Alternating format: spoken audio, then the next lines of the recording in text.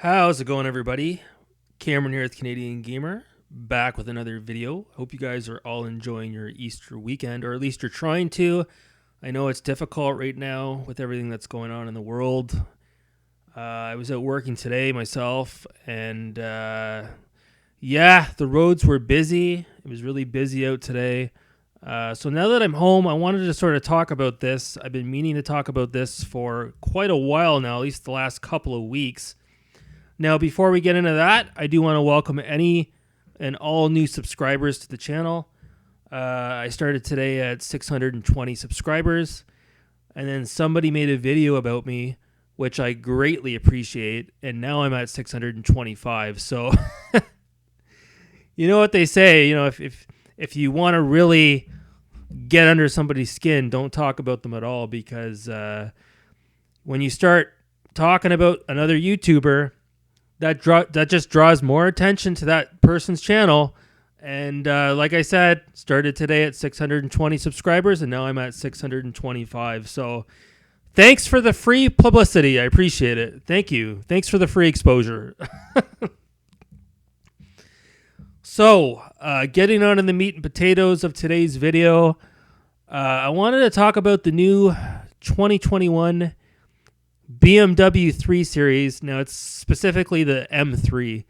So, with regards to BMW, I'm a huge fan of the older BMWs from the late 70s, throughout the 80s, and even some of the 90s. I actually had a 2004 BMW, I think it was a 320, might have been a 328i. And it was an amazing machine with the 3 Series. They have evolved over the years, but their BMWs are quite known for having a long front end, all engine at the front, and the trunk is usually really small. And the new M3 is no exception. Now, I have not been a fan of BMW for a number of years. They have questionable build quality.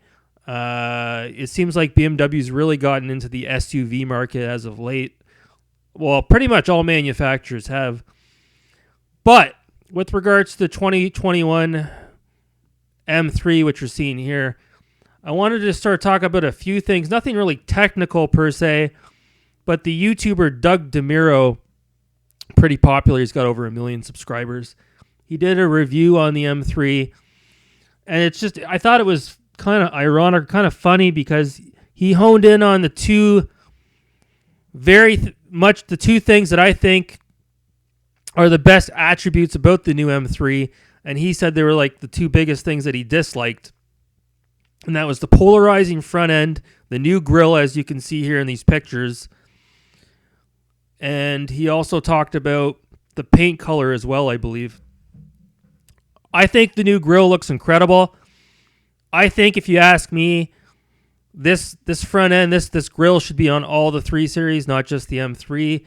It looks really good. It gives it a nice, aggressive, polarizing look. I really like it. And I haven't been a fan of BMW for a number of years, but I specifically like this green paint. Apparently, the M3 comes in a host of different, special, unique colors this year, but I really like this green paint, and I really like the grille. Now, if I'm not mistaken, they've done away, obviously, with the 6-speed manual, the gearbox. They've moved on to more of a paddle shifter, if you will, almost like a semi-automatic, semi-manual, if you will. Not really the best setup for the true enthusiasts, but obviously with today's technology, it's not like it was back in the day. Cars with the computer technology can shift a lot faster on an automatic than on a manual. So, is it the best M3 of all time? I couldn't answer that. I'll probably never drive this car. But I didn't really want to really talk about the technical specifications of the car. I just wanted to talk about the grille, because I know it's polarizing right now for a lot of critics out there and a lot of fans of the M series. I just wanted to give my 2 cents. I think the car. Do I think the overall aesthetic of the car looks nice? I think there's still a lot of room to work on as far as styling is concerned. I still think the 3 Series is way too big. They just seem to be getting bigger and bigger over the years.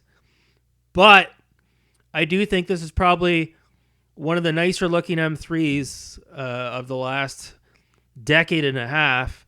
And I would probably take this M3 over the last generation, even if the last generation is a little bit more hardcore as far as the ultimate driving experience or the ultimate driving machine is concerned. I don't know. I just really like this paint color. I like the grille. I like the interior, and I like the wheels. I'm not fussy on all these buttons on the steering wheel like they have on all the cars these days. A little bit too much technology inside the car for my liking. But that being said, I give BMW credit for taking a chance on the styling in the styling department. And hey, not everybody's going to love it. But sometimes that's the best sort of way to approach things, with a love-hate design. If you go neutral and you try to please the existing, the group of people out there that already maybe own an M3, that's fine as well. But sometimes it's good to veer off the beaten path and do something completely different, that's completely polarizing, that might turn some people away, but might bring in some new people as well. So again, just a real short video talking about the new M3. I haven't seen it in person. Maybe I'll take a trip to my local BMW dealership and take a closer look at it. Because, yeah, what a machine. Absolutely incredible. So what are your thoughts on the new BMW M3? Do you even care? Let me know in the comments below. Car is fast as hell. Like a lot of modern cars these days, you can't really take advantage of what this car has to offer unless you're on an actual track. That's just reality. So anyways, guys, thanks so much for watching. Have a good night.